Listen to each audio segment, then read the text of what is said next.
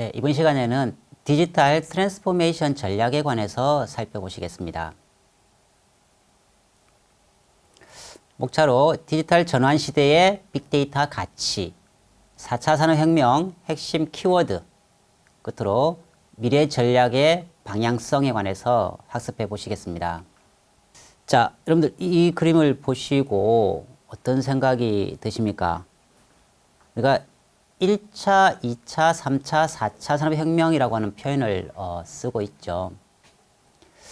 하지만 이 4차 산업혁명이 하나의 큰 물줄기이면은, 메가 트렌드이면은 확실합니다. 하지만 실체가 없는 어떤 거 허상으로 끝날 수 있다라고 하는 조심스러운 말씀을 먼저 드리고 싶어요. 자, 1차 산업혁명. 우리가 가장 중요한 것이 농업사회에서 공업사회로의 전환이었습니다. 자, 2차 산업혁명은요, 전기의 발명으로 획기적인 어떤 그 공업의 발전이 이루어지는 시기였습니다. 자, 3차 산업혁명이라고 하는 표현을 쓰게 된 것은요, 바로 이 인터넷 혁신이 있었죠. 그러니까 혁신 혹은 이제 혁명이라고 하는 표현을 쓸 수가 있습니다.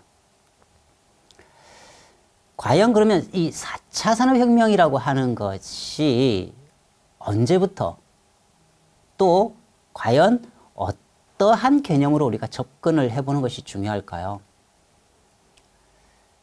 막연하게 뜬구름 잡는 식의 새로운 용어 하나 만들어낸 것은 아닌지라고 하는 의구심도 가질 수 있다라고 하는 것이죠. 핵심은요, 3차 산업혁명과 무엇이 다르냐라고 하는 것입니다. 자, 그런 관련된 내용 등을 우리가 한번 쭉 살펴보실게요. 자, 왼쪽 그림을 한번 보세요. 1500년도에 여러분들이 잠을 잔다고 생각해 보세요. 얼마든지 우리가 과거 수렵했던 시대 그대로 이어질 가능성이 높습니다.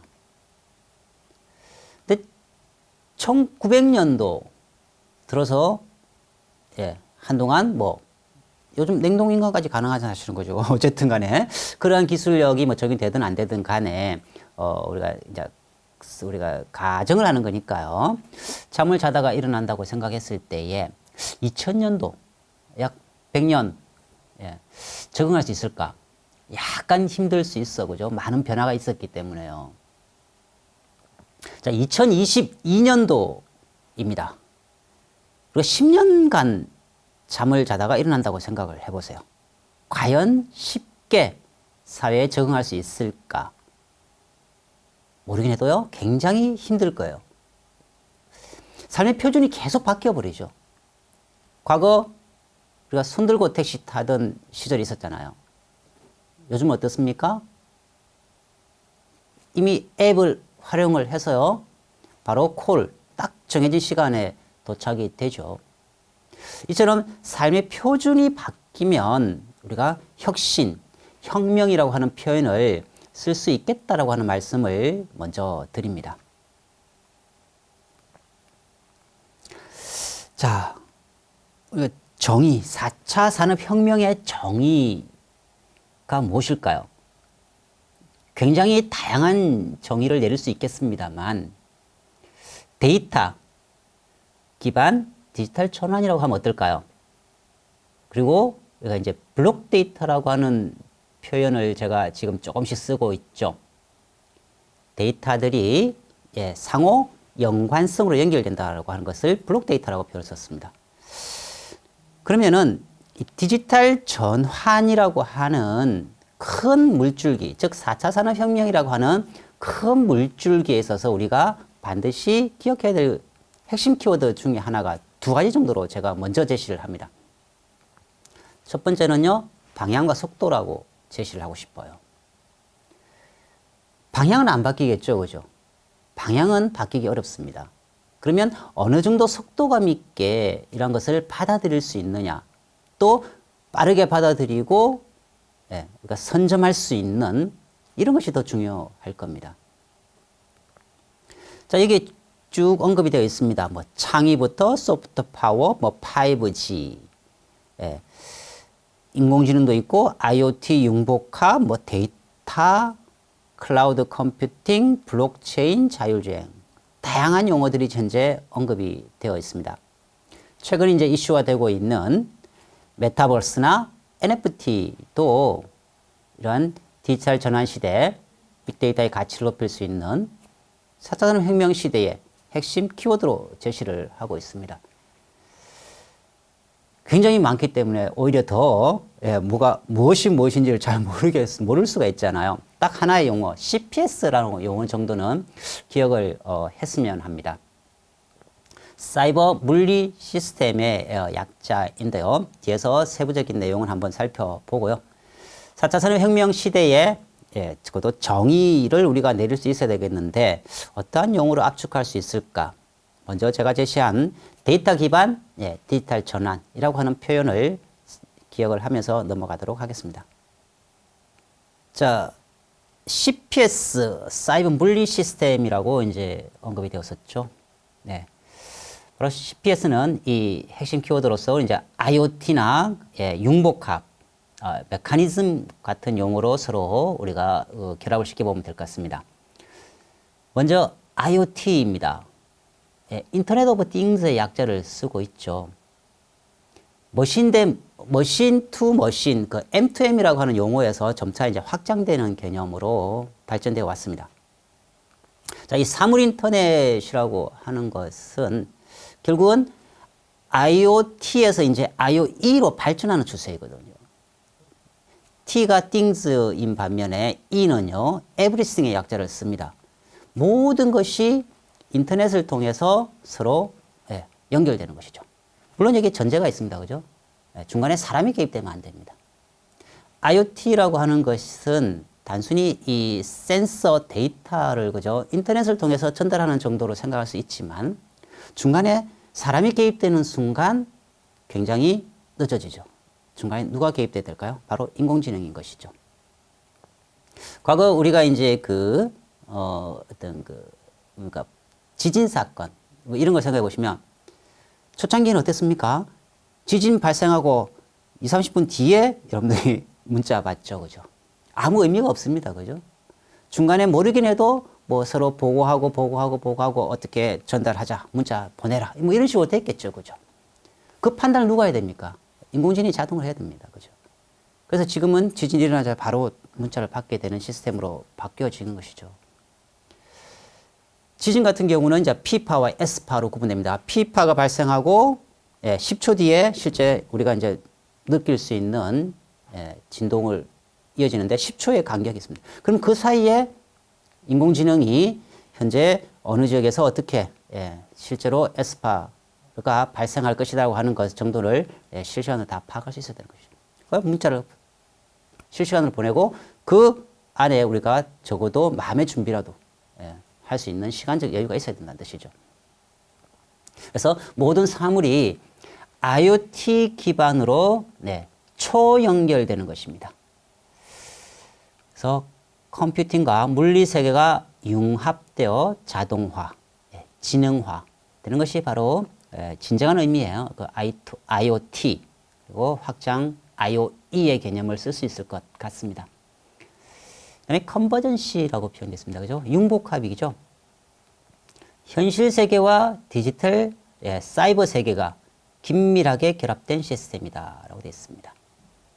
그래서 뭐 추후에 이 4차 산업혁명의 또 다른 그 어떤 그 표현으로 우리가 현실 세계 또는 사이버 물리 세계 뭐 이런 표현들을 보통 많이 씁니다. 즉 현실 세계와 어떤 가상 세계, 즉 사이버 세계가 서로 융복합되는 시스템으로서 이 사이버 물리 시스템을 설명할 수가 있겠습니다. 다음 메커니즘이죠. 4차 산업혁명 하면은 우리가 이 자칫 IT 기업만의 어떤 그 잔치로 생각을 해볼 수가 있습니다. 절대 아니라고 하는 개념.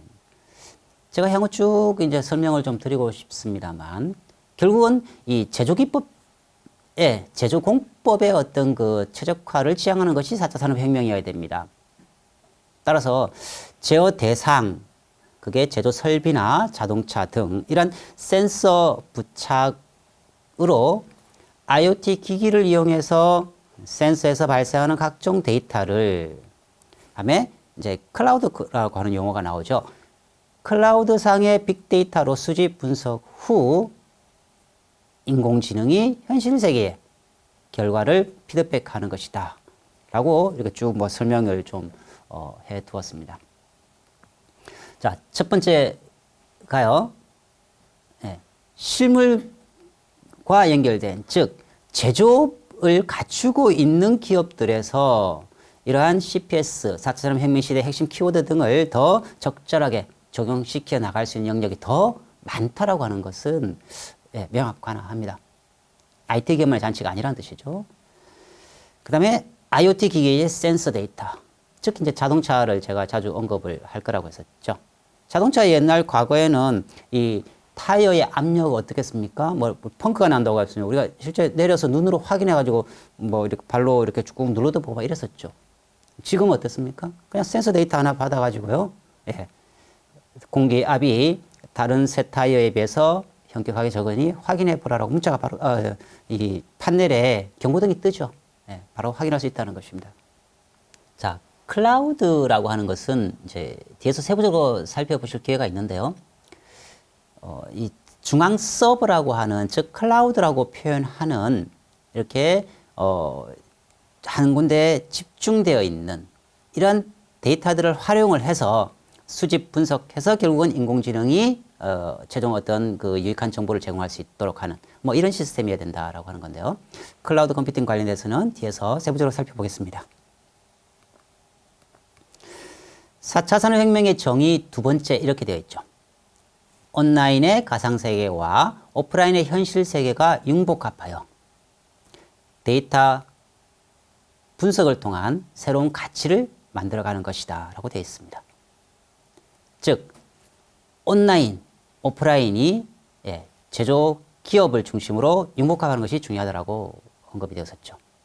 융복합해서 결국은 무엇을 할 것인가? 즉 새로운 가치를 만들어 갈 수 있어야 된다.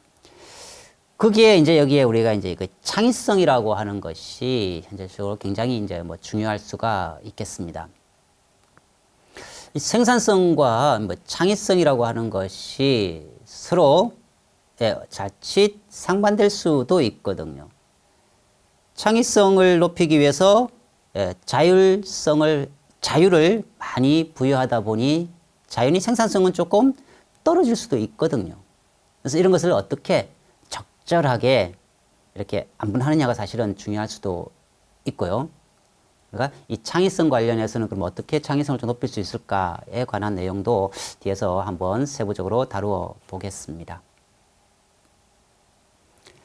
4차 산업혁명 핵심 키워드로서 우리가 앞서 이제 CPS라고 하는 용어는 살펴보았습니다.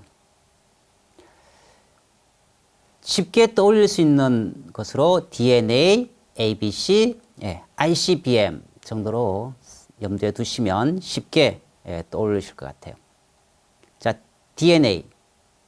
뭐, 지금 사회적으로 뭐, 이 BTS, 즉, 방탄소년단을 뭐, 군대를 보내야 되는지 말아야 되는지, 뭐, 이런 뭐, 여러 가지 사회적 이슈화가 되고 있죠. BTS의 제가 가장 좋아하는 노래 중에 하나가 바로 DNA입니다. DNA. 외우기 굉장히 쉽죠, 그죠?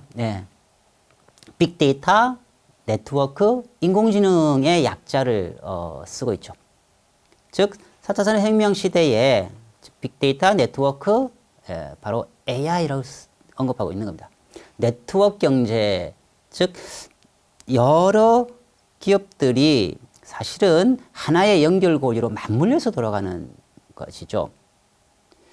러시아의 우크라이나의 침공, 그 사건, 지구 반대편에서 일어나는 사건이 우리 기업의 어떤 그 수익과 무슨 상관이 있냐는 거죠. 실제 굉장히 영향이 많죠, 그죠? 그래서 이처럼 전 세계가 하나의 네트워크 경제로 이경제화 된다라고 하는 표현을 씁니다. 그래서 이러한 빅데이터, 네트워크, 인공지능이 DNA라고 하는 표현으로 압축될 수가 있고요. 두 번째가 이제 ABC입니다. 자, 인공지능, 빅데이터, 이제 클라우드 컴퓨팅이 언급되어 있죠. 클라우드 컴퓨팅은 뒤에서 세부적으로 살펴보실 수 있고요. 그죠? 자, 어쨌든 ABC. 세 번째가 ICBM. 뭐 대륙간 뭐 탄도미사일을 뭐 약자로 쓰고 있습니다만, IT에서는요, IoT, 클라우드 컴퓨팅, 빅데이터, 그 다음에 모빌리티가 언급되어 있죠. 자, 여기서 질문 하나 드리면은요. DNA, ABC, ICBM에 공통으로 들어간 용어가 하나 있습니다. 바로 빅데이터이죠. 그만큼 이 4차 산업혁명 시대에는 이 데이터의 중요성을 아무리 강조해도 지나치지 않다라고 하는 것을 시사하고 있는 것 같습니다. 나머지 뭐 여러 가지 용어가 뭐 있을 수 있고, 그죠? 우리가 이미 3D 프린트를 넘어서 이제는 4D 프린팅 시대입니다. 3D 프린터로 만들어진 자동차까지 나오고 있죠. 이제는 4D 프린팅 시대에서는 외부 습도나 온도 등에 따라서 스스로 어떤 형체가 바뀌는 시대까지 와 있죠.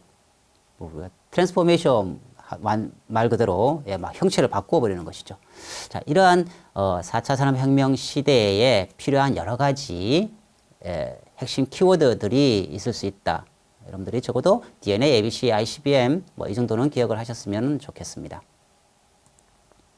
4차 산업혁명 시대 시장 지배자 역량은 무엇이 있을까요?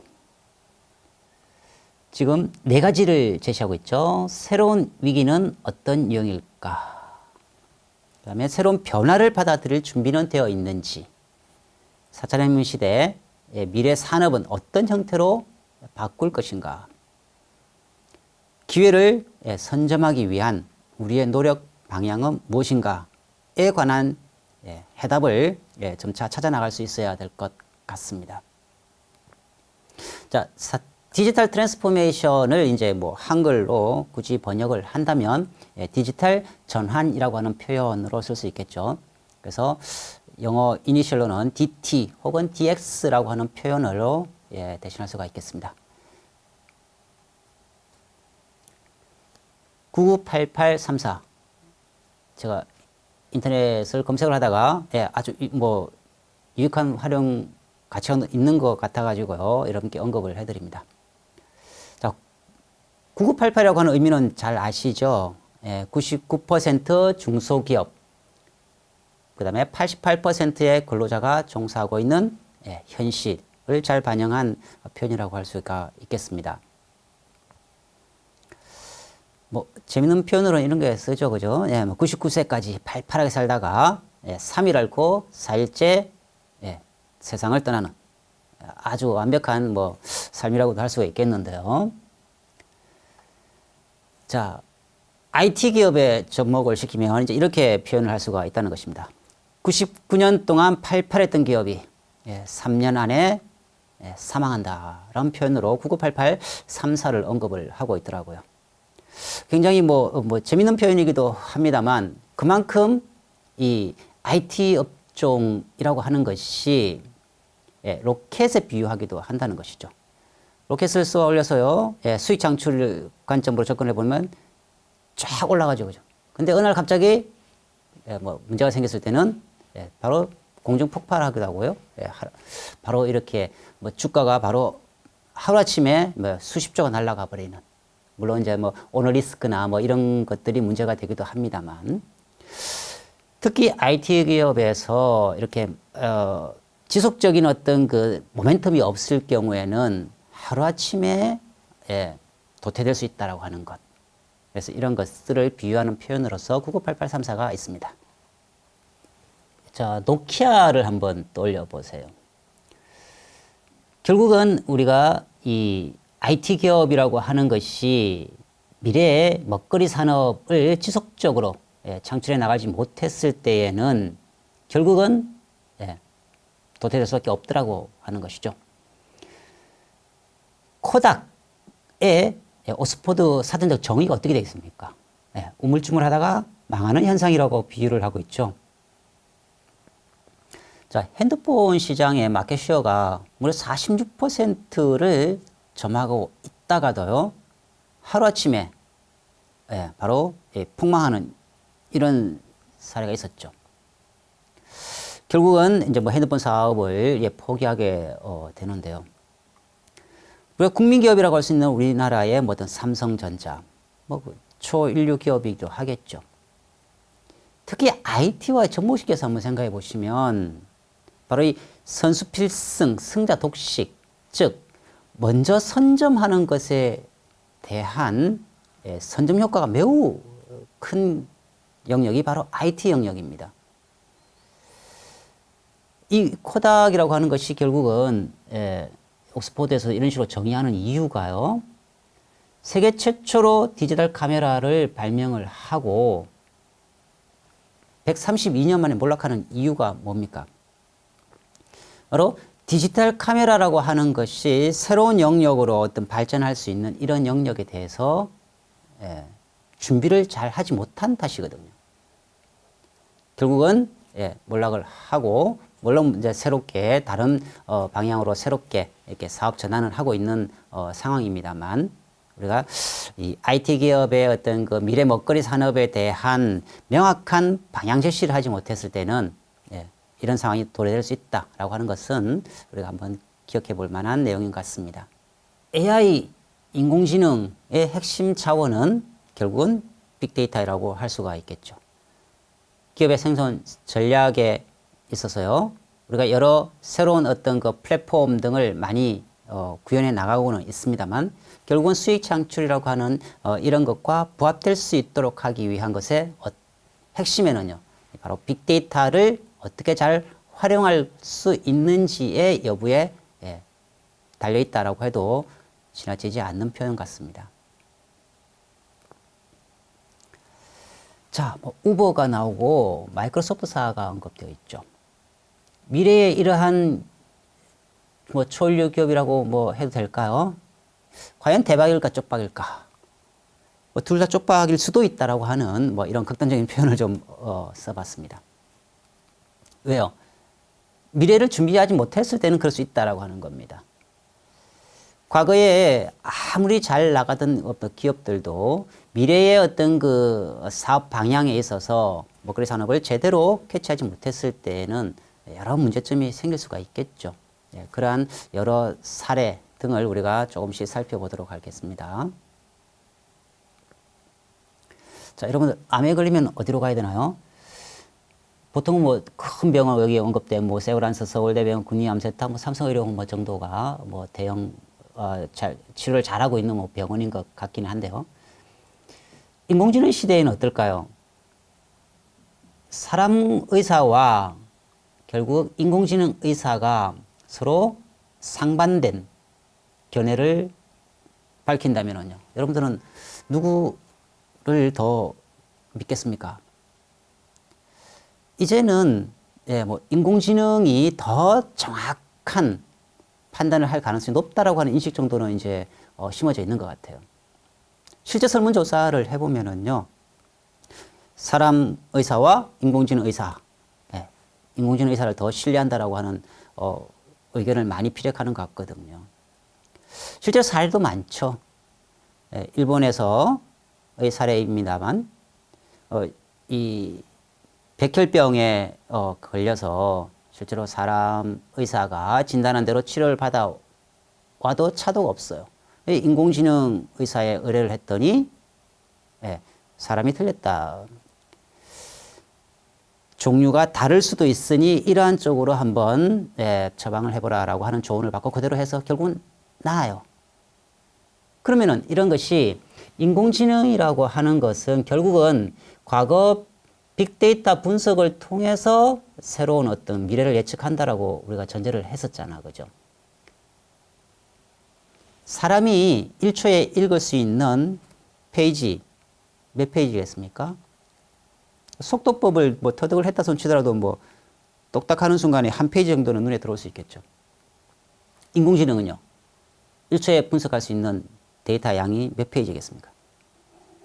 우리가 8억 페이지 정도로 제시가 됩니다. 그러면 아무리 사람이 노력을 하더라도 이 인공지능이라고 하는 영역 자체를 따라갈 수는 없는 거죠. 범접할 수가 사실은 없는 영역일 수도 있습니다. 과거에는 뭐 당연히 이런 창의적인 영역, 음악이나 미술 이런 영역에 있어서는 인공지능이라고 하는 것이 침범을 못할 것이다라고 생각했지만 이게 다 깨졌죠. 실제로 인공지능이 창작한 문학이요, 결승전까지 올라가는 시대거든요. 미술, 사람이 만들었는지 인공지능이 만들었는지 구분도 못하죠. 음악 역시 인공지능에게 저작권을 부여해야 되는지 여부가 벌써 사회 이슈화 될 정도로까지 와 있거든요. 이처럼 자칫 사람이 더 잘할 수 있는 영역이 없다라고도 여러분들이 극단적인 생각을 하실 수는 있습니다만 꼭 그렇지는 않겠죠. 또 새로운 사람이 관리해야 되는 영역이 생겨날 수밖에 없고 그죠. 자, 아무튼 우리가 여기서 새로운 어떤 그 가치를 만들어가는 데 있어서는 이 인공지능이라고 하는 것을 적절하게 활용함으로써 더 미래 먹거리 산업을 발전시켜 나갈 수 있다라고 하는 정도의 생각은 필요한 것 같습니다.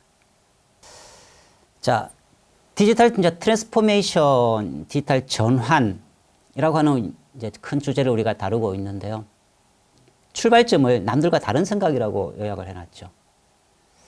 그래서 다소 좀 엉뚱한 생각을 하는 사람들이 좀 창의적일 수도 있거든요. 그래서 모든 사람들이 할 수 있는 생각에서는 우리가 어떤 획기적인 것이 나올 수가 없잖아, 그죠? 그래서 1%의 어떤 이러한 새로운 혁신적인 어떤 아이디어를 만들어가는 사람들, 이런 사람들의 생각이 결국은 우리 미래 먹거리 산업을 만들어 나갈 수도 있거든요. 과거의 어떤 그 패턴을 보면은 이 생산 관점에서요, 그죠? 소품종 대량 생산, 그 다음에요, 다품종 대량 생산으로 넘어가겠죠. 이제는 다품종 개인 맞춤화 시대까지 와 있습니다. 그래서 4차 산업혁명 시대에 가장 이제 그 변화가 있을 수 있는 영역 중에 하나가 바로 이 디자인 영역이라고도 표현을 하거든요. 예를 들어서 자동차. 이제는 내가 디자인한 대로 3D 프린팅을 통해서요, 찍어낼 수 있죠. 자, 내가 디자인한 대로 제조사에서는요, 3D 프린터, 물론 이제 뭐 대형 프린터겠죠. 그걸 활용해서 찍어서 바로 배송하는 시스템입니다. 우리가 이 자동차 생산 라인을 생각해 보시면 컨베이어 시스템을 통해서 쫙 연결되어 있는 라인이죠.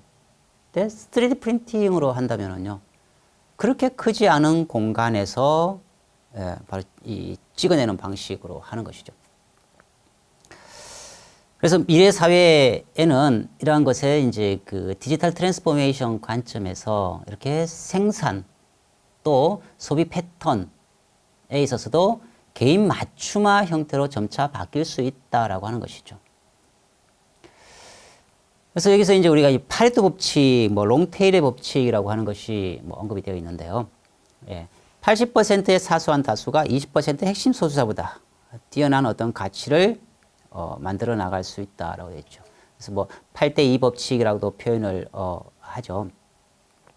우리 기업에 결국은 많은 이익, 공헌 이익에 기여할 수 있는 소비자들의 어떤 다양한 욕구를요, 충분히 충족시켜 줄 수 있는 이런 것으로 미리미리 준비를 해야 될 필요성이 있지 않나라고 하는 생각인 것 같습니다. 자, 디지털 리더십의 그런 방향. 우리가 리더십을 이야기할 때 뭐 다양한 중요한 것들이 있죠. 여기서 이제 상년지계의 상호 연결을 통한 가치 창출이 중요하다. 이렇게 점차 바뀌어 간다라고 하는 것입니다. 그래서 뭐 1차 산업, 2차 산업, 3차, 4차 산업혁명 시대에 있어서 과거 이제 2차 산업혁명 시대 정도에는 이제 이 주력 산업군이 뭐 철강이나 조선이었죠. 3차 산업혁명 시대에는요, 반도체, 뭐 스마트폰 등의 시장이었습니다. 4차 산업혁명 시대에는 그럼 과연 어떤 영역으로 바뀔까를 본다는 것이죠. 뭐 표현을 이렇게 해놨죠. 상상을 현실로 만물과 연결되고 새로운 가치를 만들 수 있는 개인 맞춤화 시대다라고 표현을 하고 있습니다. 그래서 공통적으로 이제 파워라고 하는 표현을 쓰고 있죠. 뭐 애자일, 즉 신속하게 우리가 고객의 니즈를 급변하고 있는 소비자의 그런 욕구를 충족시켜 줄 수 있는, 즉 소비자의 니즈와 완치는 매우 빠르게 바뀌잖아요, 그죠? 기업이 따라가기 어려울 정도로 소비자의 욕구는 바뀝니다. 이렇게 민첩하게 대응할 수 있는 이러한 애자일 파워가 중요한 시대가 될 것이다. 두 번째가 이제 커넥티드 파워입니다. 만물과 연결된다. 그래서 사물 인터넷의 발전 형태가 IoE라고 했죠. 그래서 이제 모든 것이 다 연결되는, 초연결되는 시대다. 그래서 만물 인터넷이라고 표현할 수 있다는 것이죠. 새로운 가치 창출. 결국은 우리가 빅데이터 분석은 가치를 만들어 나갈 수 있어야 된다. 거기에 사람 개입이 없는 인공지능의 힘으로 그런 것을 점차 만들어 나갈 수 있겠다. 그리고 이 서비스 파워라고 하는 관점에서는 개인 맞춤화를 실현시켜 줄 수 있는, 내가 원하는 형태의 어떤 디자인의 자동차까지도 3D 프린터기를 통해서 맞춰줄 수 있어야 된다. 그죠? 이런 시대로 점차 바뀌기 때문에 우리가 이 상년지계의 상호 연결을 얘기해서 상호 연결화 되어 있죠. 그죠? 그래서 빅데이터와 빅데이터의 서로 연결 등을 통해서 새로운 가치를 만들 수 있는 쪽으로 우리가 생각을 해볼 수가 있겠습니다. 자, 앞서도 병원이 언급되었습니다만 병원의 역할도 그럼 바뀌어야 된다. 어떻게 해요? 미연에 예방할 수 있는 시스템으로 바뀌어야 된다. 여러분 요즘 다양한 기기를 뭐 착용을 하고 운동도 하고 하죠. 그 다음에 거기에서 우리가 심장 박동이라든가 뭐 뇌 건강이라든가 가장 기본적인 뭐 체온 측정 뭐 이런 것들을 통해서 그 사람의 어떤 건강 상태를 뭐 기본적인 건 다 체크를 할 수가 있잖아. 그죠? 그래서 더 중요한 것은 무엇일까 그러면 미래 가치라고 하는 것은 결국은 미리 상현지계의 관점에서는요, 일어날 수도 있는 그런 어떤 그 개연성이 있는 병까지도 다 체크를 해주는 것이 중요하겠죠. 그래서 병원의 역할도 역시도 이렇게 다 연결된 어떤 그 초연결된 데이터 등을 통해서 빅데이터 분석을 통해서 질병을 미연에 예측하고 예방할 수 있는 시스템으로 나가야 될지도 모르겠습니다. 그죠? 이렇게 우리의 그 여러 영역에 있어서 어찌 보면 모든 영역이라 표현할 수가 있겠죠. 그죠? 그래서 점차 미래 예측하는 방향으로 이런 빅데이터 분석의 방향이 포커스가 맞춰져야 된다. 그래서 결국은 새로운 가치를 만들어 갈 수 있지 않나라고 하는 관점으로 접근을 해보시기 바랍니다. 자, AI 적용 없이 성장 가능성이 있을까라고 하는 표현에 제가 이렇게 표현을 해봤습니다. 뿌리가 흔들리지 않는 경쟁 우위 확보는 매우 어렵다. 결국은요, 우리가 뿌리가 흔들리지 않는 경쟁 우위 확보 전략이 필요하다라고 하는 반대의 개념으로 접근해 볼 필요성이 있습니다. 그럼 과연 어떠한 것이 있을 수 있을까? 경쟁 우위 확보 전략에 다양한 것이 있을 수 있습니다만 뿌리가 흔들리지 않을 정도의 미래에 필요한 영역, 저는 여기서는 현재 인공지능 파트를 다루다 보니까 이렇게 제가 표현을 했습니다만 블록체인 영역이라고 하는 것도 한번 여러분들이 상기를 한번 시켜보시기 바라고요. 뭐 구글, 애플, 뭐 삼성에 이르기까지 다양한 이러한 형태로 새로운 먹거리 산업을 위해서 끊임없이 이렇게 노력하고 인공지능이라고 하는 영역을 공통적으로 다 이렇게 다루고 있죠. 그래서 미래에 어떠한 방향으로 나가야 될지에 대한 큰 그림을 우리가 그릴 수 있는 것 같습니다.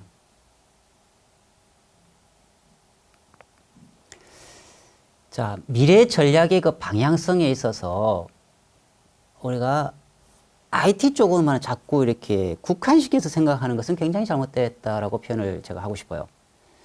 그래서 앞서 언급된 그 CPS 그림에서 농업, 수산업을 제가 언급을 좀 했었거든요. 실제 농업 영역에서, 그 다음에 수산업 영역에서도 빅데이터와 상호 연결시킬 수 있는 영역이 굉장히 많다라고 하는 것이죠. 자, 여기에 언급되어 있는 이 농업에 관련해서 실제 이 지금 동영상이 무엇을 하는 것인지 한번 여러분들 생각을 해보시기 바랍니다.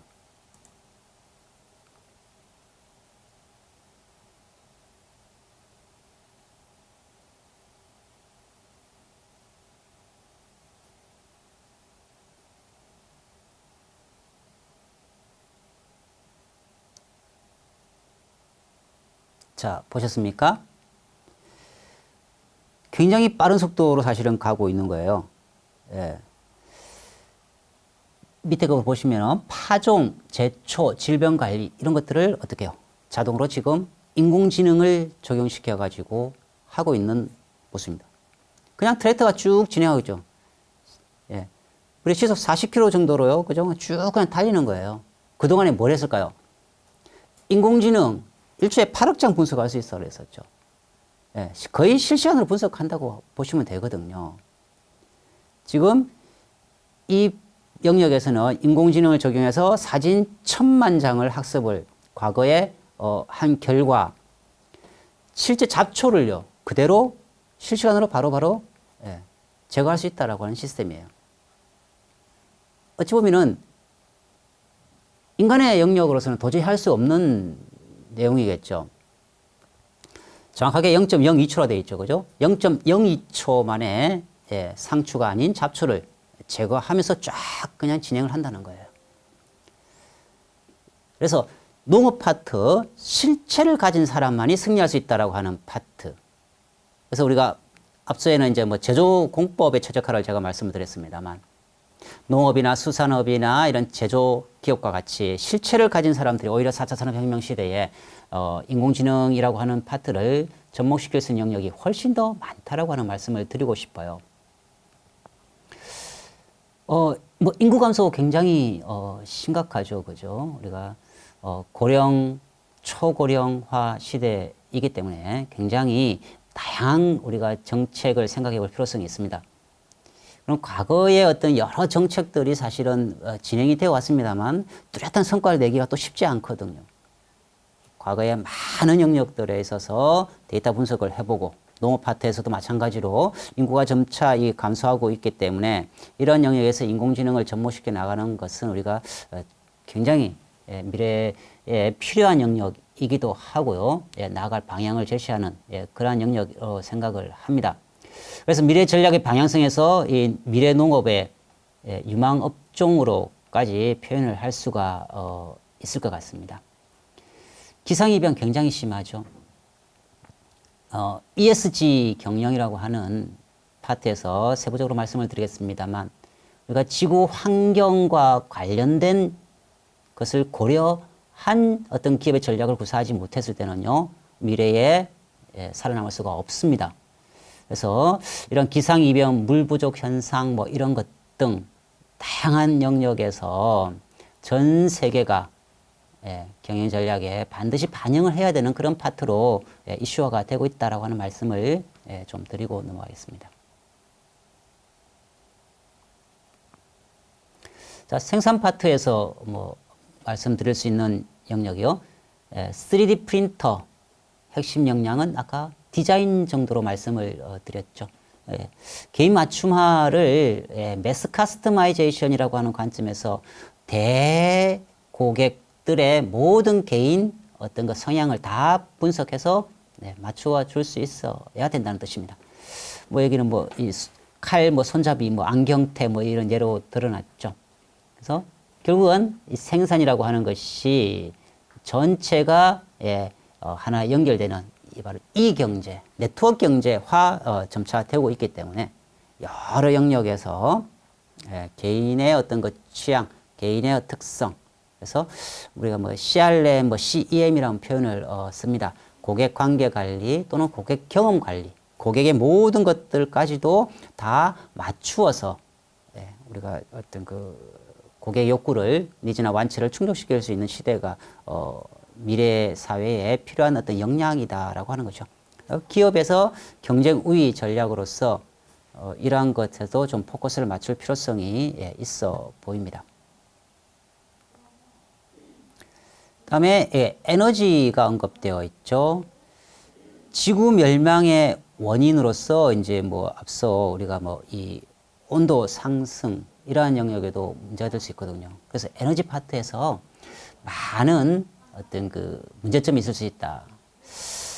뭐 2020년 뭐 시행된 뭐 탄소 분담금 뭐 이렇게 되어 있죠. 뭐 에너지 절감이 절실하다. 그다음에 저탄소 청정 에너지로서의 개발도 중요하다. 그다음에 도심 건물 에너지의 어떤 무한한 어떤 그 사업 영역들을 늘 좀 염두에 둬야 될 필요성이 있는데요. 특히 우리나라 같은 경우는 국내 에너지원 수입의 97%를 다 수입에 의존을 하고 있는 현실이잖아요. 그죠?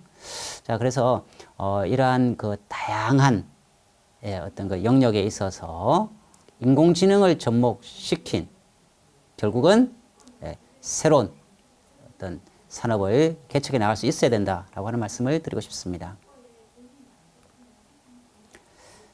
자, 파괴적 혁신의 핵심 키워드로 상상력이라고 하는 것을 언급을 해두었습니다.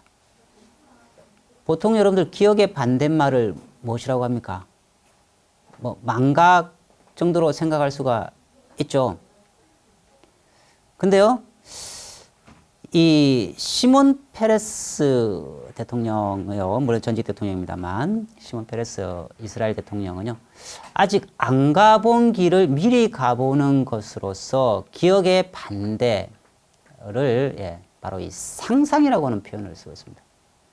바로 모든 혁신의 어떤 그 출발점이기 때문에 이런 표현을 쓴 것 같거든요. 앞서 제가 이제 그 혁신에서 중요한 포인트가 바로 이 방향과 속도라고 말씀을 드렸죠. 방향은 큰 물줄기는 안 바뀐다라고 하는 겁니다. 그럼 어느 정도 속도감 있게 우리가 그것을 받아들이고 빠른 어떤 그 미래 먹거리 산업에서 중요한 핵심 키워드 경쟁 역량을 키워나갈 수 있는 영역을 확보할 것인가요? 이런 모든 것에 있어서 IT를 매개로 쉬운 완결이 가능하다는 말씀을 드리고 싶어요. 그게 인공지능이 되었던 빅데이터가 되었던 어떤 영역이든 간에 이런 혁신의 주체에 있어서 적어도 IT를 우리가 떠나서 생각하기는 또 어렵거든요. 그래서 IT를 매개로 쉬운 완결을 만들어 나갈 수 있다. 그리고 모든 이런 혁신의 출발점, 우리가 삶의 어떤 그 패턴이 바뀌면은 혁신이라고 할 수 있다는 말씀을 드렸잖아요. 그래서 거기에 어떤 것이 필요할까? 바로 이 상상력이 필요하다는 것이죠.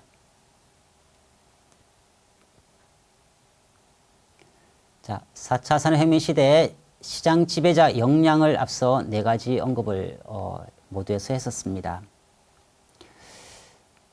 자, 새롭게 나의 상상력을 적용, 고객의 입장에서 나만의 강점을 기반으로 세상을 바꾸기 위한 디지털 전환의 핵심은 뭐요? 남들과 다르게 생각하는 상상력 정도로 우리가 압축을 해보면 어떨까요? 고객의 니즈는 급변한다고 했습니다.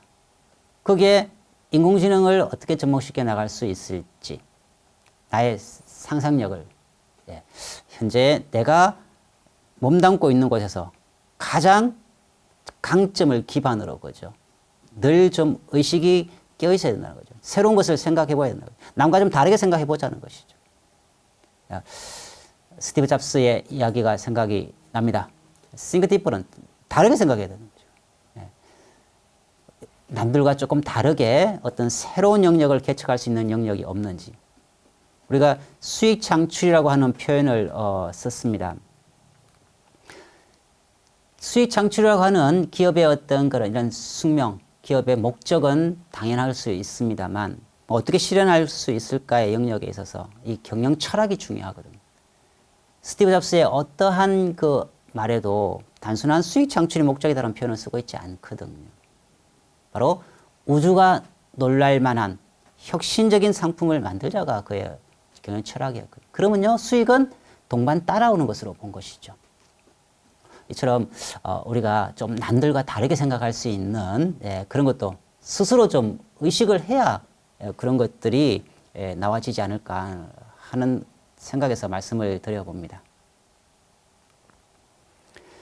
자, 이 4차 산업혁명 시대의 시장 지배자 역량을요.